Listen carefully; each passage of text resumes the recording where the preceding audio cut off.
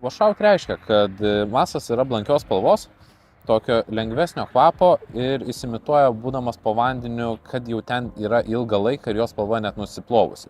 Tai būna veiksminga, kai žuvis yra labai atsargi ir nenori ryškių spalvų, o va toks blankus masas jie imituoja, kad jis yra saugus, jau ilgą laiką buvęs po vandeniu ir kartais padeda joms užkibti.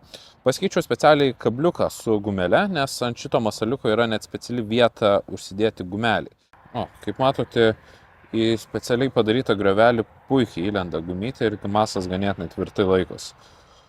Bandome tokį šviesiai gelsvos spalvos ant butyriko rūgšties kvapo masaliuką ir žiūrėsim, kaip veikia.